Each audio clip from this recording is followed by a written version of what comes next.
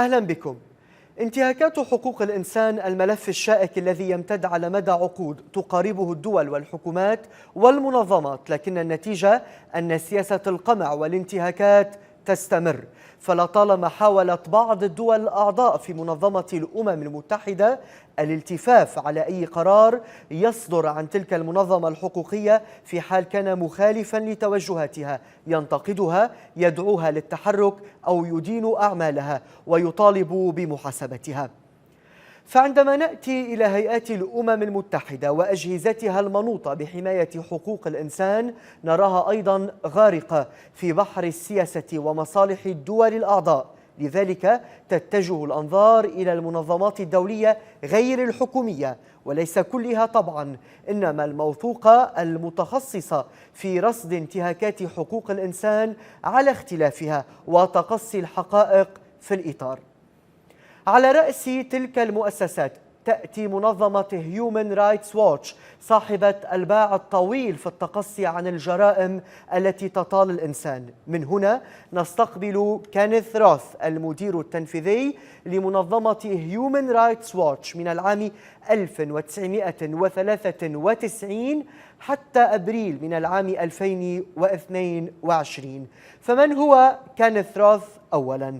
إذن كينيث محام وناشط حقوقي وكاتب صحفي أمريكي، تولى إدارة هيومن رايتس واتش ل30 عاما، موسعا أعمالها ومكاتبها لتضم اليوم استقصائيين من أكثر من 70 جنسية.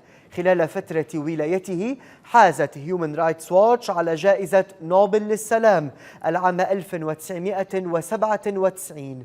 ساهم في إنشاء المحكمة الجنائية الدولية، حائز على عدد من الجوائز الدولية والدكتوراه الفخرية تقديرا لعمله في مجال حقوق الإنسان. قدم استقالته من المنظمة في أبريل العام 2022، وفي رسالته الأخيرة إبان الاستقالة تحدث عن ضرورة محاسبة كل من الأسد وبوتين. كينيث وفي أول مقابلة تلفزيونية له بعد استقالته ينضم إلينا مباشرة من جنيف. أهلا وسهلا بك سيد بداية مع ملف الإيغور، الانتهاكات التي تتعرض لها تلك الأقلية سيد وغيرها من الأقليات المسلمة باتت اليوم معروفة، وإن كانت الصين تنكر ذلك. ومؤخرا كما تعلم صدر تقرير استقصائي يتحدث عن إجبار الصين للإيغور على العمل القسري ضمن سلسلة توريد السيارات. كيف ترى إذن مستقبل قضية الإيغور الذين يعتبر البعض أنهم يتعرضون لما يرتقي إلى درجة الإبادة الجماعية؟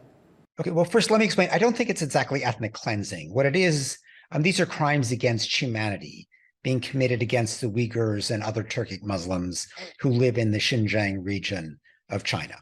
And what the government has done is taken, roughly 1 million Uyghurs, put them in detention, and essentially held them there to endure forced indoctrination with the aim of really pushing them, coercing them to abandon Islam and also to abandon their culture and their language. It wants to try to turn them into, in essence, Han Chinese. So this is, a horrible situation, an effort to really eradicate Islam and eradicate the Uyghur culture in China. And, the world should be standing up to this. Now, the good news is that more and more governments are signing on to periodic joint statements of condemnation. In the last 3 years, we've now gone from initially 23 governments signing these condemnations to most recently in October, 50 governments condemning China for the crimes against humanity in Xinjiang. There was also a vote at the UN Human Rights Council, which was narrowly lost. We lost it by 2 votes. So there will be another attempt, and I suspect the next time we will succeed because the trend is really against the Chinese government. نعم سيد ألا ترى أنه من الواجب اليوم إطلاق نقاش حر وصريح حول الجرائم المرتكبة بحق الإيغور؟ يعني ثمة بعض الحكومات مثلا أوزبكستان وطاجيكستان لا تذكر شيء حول قضية الإيغور، علما أنه ثمة روابط عرقية مشتركة بين الشعبين. Well, if you read the international media, you can see everything you need to know. In other words, I mean, what's happening to the Uyghurs is well reported. The Uyghurs in Xinjiang are having a hard time communicating these days because for them to even make an international phone call is reason to be detained. For them to email somebody abroad can get them detained.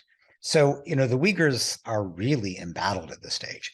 You mentioned some of the governments of Central Asia, and sadly, they have not been living up to their responsibility. Even though these are not just Uyghurs, they're other Turkic Muslims, so they're Kazakhs, they're people from the region. But if you look at the governments there, Uzbekistan, Tajikistan, Kazakhstan, Kyrgyzstan, they're not speaking out. They're more concerned with trade with China. And so this is a profound disappointment. نعم سيد روث، ما هي الضغوطات التي يمارسها النظام الصيني على العالم لمنعه من رفع الصوت ضد انتهاكات الإيغور؟ The Chinese government has been very adept at using economic coercion to silence governments, to make it so they refuse to speak out, to condemn Chinese persecution, and to force them to vote with China in the United Nations. And so, the examples of this are well known. I think maybe the most famous case is when, the general manager of the Houston Rockets, the, basketball team in the United States, tweeted his support for Hong Kong, and the Chinese government ripped up the contract with the National Basketball Association. And you see things like this all the time. If a country is too close to Taiwan, they get sanctions. If a country is seen as being, too willing to criticize China, they get their tariffs increased. Australia had the audacity to want an independent investigation into the origins of COVID-19, and suddenly China increased tariffs for all of these Australian exports. So that's the economic coercion that China uses. One way we've gotten around that in terms of Xinjiang is to get many governments to speak out together. نعم، رأينا كيف تصرفت الصين مع مفوضة حقوق الإنسان السابقة ميشيل باشلت. هل تعرضت أنت سيد روث خلال عملك لأي تهديدات من الصين أو ربما ضغوطات معينة؟ Yeah, well, I mean, the Chinese government is not so stupid to think that they could silence Human Rights Watch. So they've never approached us and said, tone it down. What they did do, in January 2020, I went to Hong Kong to hold a press conference in which I was going to denounce the Chinese government for trying to undermine the global human rights system. They blocked me at the airport and sent me back to New York. So they did that. They personally sanctioned me. I've been sanctioned, whatever that means. It hasn't changed my life, but I'm subject to sanctions. So they do things like that. It's pretty childish. It doesn't stop us at all. But in terms of the UN High Commissioner for Human Rights, Madame Bachelet belatedly did put out a very strong report describing possible crimes against humanity in Xinjiang. She was under such pressure from the Chinese, and they were bombarding her with questions and so forth, that she didn't get that report out until 13 minutes before her term ended this past August. And so she was not able to follow up. And one of the big disappointments is that her successor, Volker Turk, who was very much handpicked by Antonio Guterres, the UN Secretary General, Volker Turk, to this day, 2 months into his tenure, has not said a critical word about the Chinese government's conduct in Xinjiang. This is a complete abdication of responsibility. It is utter cowardness. He is failing in the most important challenge to his job. And in this sense, he's like his boss. UN Secretary General Antonio Guterres has been in office for 5 years now. He has never once criticized the Chinese government for what it is doing in Xinjiang. So when you have this kind of spineless leadership, the UN looks terrible. The governments of the UN are doing a better job of at least banding together. At least they came close to formally putting Xinjiang on the agenda of the UN Human Rights Council. But if you look at the most prominent individuals, the Secretary General of the United Nations, the High Commissioner for Human Rights, they say nothing critical about Xinjiang. And this is a horrible abdication of their responsibilities to uphold human rights, one of the pillars of the United Nations system. سيد روث، بالحديث عن السيد فولكر تورك وهو يعني مفوض حقوق الإنسان الحالي، هل ترى احتمالية أن يقوم السيد تورك والأمم المتحدة اليوم بتغيير السياسة المعتمدة تجاه الإيغور في هذا العهد الجديد؟ Well, I mean, we don't know. He's only 2 months into his tenure. He can learn. He's a smart guy. It's wrong to say OHCHR hasn't said anything, because OHCHR, the High Commissioner's office, put out this great report about Xinjiang. So that's the record. Volker Turk, so far says, "Oh, I stand by the report." He uses these bland statements, but he doesn't put the findings of the report in his voice, say, "This is what's happening in Xinjiang. This is horrible, and I condemn it." He is just failing. Now, it's early in his tenure. He can change, but it's going to take pressure. This is a man who clearly, doesn't want to criticize China. And he probably says, "Oh, I will engage with China." But you can imagine how pointless that is. Volker Turk, who has, no aid budget, no trade benefits to provide. He's going to walk into Xi Jinping and say, "Please, Mr. President, would you treat the Uyghurs better?" And Xi Jinping says, "Why don't we discuss that for the next 4 years until your tenure is over with? Just don't ever criticize me or I'll stop the discussion." That's how ridiculous this kind of engagement is. And that's why, the only real tool that the UN High Commissioner has is the ability to investigate, report, and condemn. He's got nothing else. So this idea that his, quiet, powerful persuasion is going to make any difference is ridiculous. It's an abdication. في السؤال الأخير قبل الانتقال إلى ملف روسيا، أمضيت 3 عقود سيد روث رئيساً لهيومن رايتس واتش. ماذا تعرف عما لا نعرف نحن عن انتهاكات الصين بحق أقلية الإيغور في شينجيانغ؟ Well, I mean, Human Rights Watch has been publishing everything we find out. I think one thing people may not fully understand, they know that, 1 million Uyghurs have been detained to force them to abandon Islam, their culture, their language. What people don't appreciate, I think, is that there also has been the world's most intrusive surveillance state set up in Xinjiang. And so, people have to walk through checkpoints that literally, remove everything from their mobile phone and put it into a government database. People on their homes have a QR code on their home, so the police can come up, look at the QR code, and know everything about that person. Human Rights Watch actually got a hold of the handheld device that the police use. We reversed engineered it, and we're able to show the 11 pages of data that the police keep on every single Uyghur, including, do you wear a beard? Do you go to the mosque? Do you pray? Do you have any friends abroad? Do you have relatives abroad? All of these things can get you put into detention. So, this is the level of surveillance and control that Xi Jinping and the Chinese government are imposing on the people of Xinjiang. انتقالا إلى الملف الروسي، لماذا يسعى بوتين إلى اختراق المحكمة الجنائية الدولية؟ نراه اليوم سيد روث يرسل جواسيس إلى هذه المحكمة. لماذا يخاف منها اليوم بوتين؟ Putin has every reason to be deeply worried about the International Criminal Court. When I last met with Karim Khan, the chief prosecutor, he had sent 40 investigators into Ukraine to collect evidence of war crimes. And, the International Criminal Court doesn't focus so much on the low-level soldier who might have committed a war crime. They go up the chain of command, and they want to look at, who are the most senior officials who are directing the war crimes, or who are, tolerating or encouraging the war crimes. And if you look at that chain of command, it very quickly gets to Putin. He will have these generals who are notorious for war crimes, and he gives them the Hero of Russia Award, the nation's top award. He basically says, "Good job, go commit more war crimes." When there are reports of war crimes, does he say, "Oh, this is terrible, I'm going to investigate"? No, he lies about it. He says, "This doesn't happen. The Ukrainians are killing their own people." So he is doing everything he can to cover up, to encourage these kind of war crimes. This is all evidence of command responsibility. And I anticipate before too long that the International Criminal Court is going to issue criminal charges for war crimes, for crimes against humanity, and Putin is going to be at the top of the list. So he has every reason to worry. Now, you may say, "Oh, he's sitting in the Kremlin. The International Criminal Court doesn't have a police force. Who's going to arrest him?"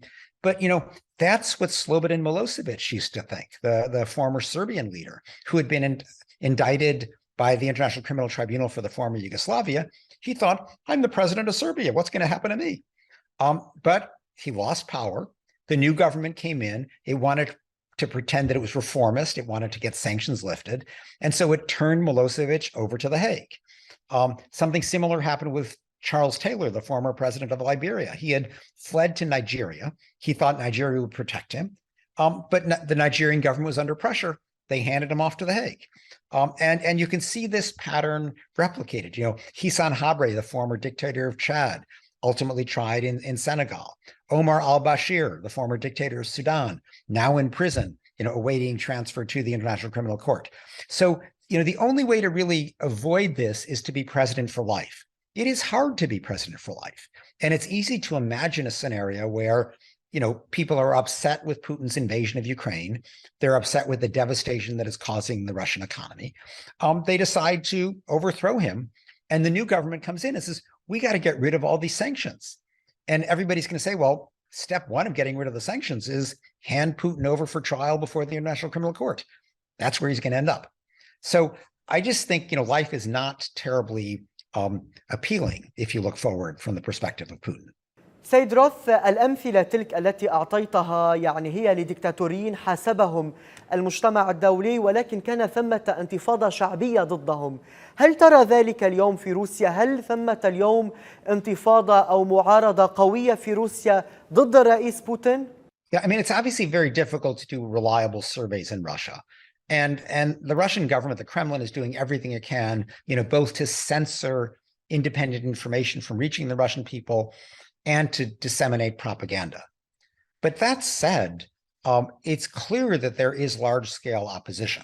There have been protests against the war in something like 40 cities. I think more people have fled Russia than were conscripted when Putin did this partial mobilization. Even the polls that have been done, the Levada poll, which is the most reliable center, shows that, the number of people who, at least feel that there should be a negotiation solution or something like that. They don't come out and say, I'm against the war. That's hard to say in Russia today. But they give indications that they're less enthusiastic about the war. They want some kind of negotiated solution. And so I think it's fair to say that people are not happy with the way things are going. Putin has a base that I suppose will support him regardless. There are certain Russian nationalists that will, have this vision of a greater Russia and believe that Ukraine doesn't exist. But a growing number of Russians clearly are not happy with either, Putin's invasion or the war crimes that have been committed in the name of the Russian nation. نعم، بالانتقال إلى الملف الإيراني، يرى البعض ونرى نحن أيضا أن اللوبي الإيراني ربما يلعب دور كبير، اللوبي الإيراني الخارجي ضمن الحكومات وضمن مكاتب الأمم المتحدة ليحمي خامنئي. ماذا تعرف عن قوة ذلك اللوبي سيد روث؟ Look, I mean, I think you may be giving too much credit to this lobby. If you look at the sanctions that have been imposed on Iran, mainly around their nuclear program, they've been massive. They really have, cut off most access by Western companies to the Iranian economy. These are very powerful sanctions. Now, so far they haven't been enough to move the government, but you can't deny that they've been serious. Since this latest round of protests emerged about 3 months ago, there's not a lot more that Western governments can do in terms of sanctions because so many sanctions have already been imposed, but they've made absolutely clear their support for the protesters, at least at a kind of rhetorical or political level. They're not, sponsoring the protests because these are very much indigenous protests. These are, Iranians who are outraged by, what the so-called morality police have been doing in the name of upholding this extreme understanding of Islam, completely suppressing women, forcing women to dress a certain way. And so, what began as outrage over, one young woman who died in the custody of the religious police for supposedly wearing her hijab the wrong way, have now broadened into large-scale protests against this retrograde repression. The Iranian people are very sophisticated. They're aware of the world. It's a vibrant, educated civil society. They don't want to be ruled by a bunch of, old clerics who are completely out of touch with the modern world. And the clerics have really lost the support of the Iranian people. السيد كينيث روث المدير التنفيذي السابق لمنظمة هيومن رايتس واتش، أنا أشكرك على انضمامك إلينا وشكرا لكم مشاهدينا.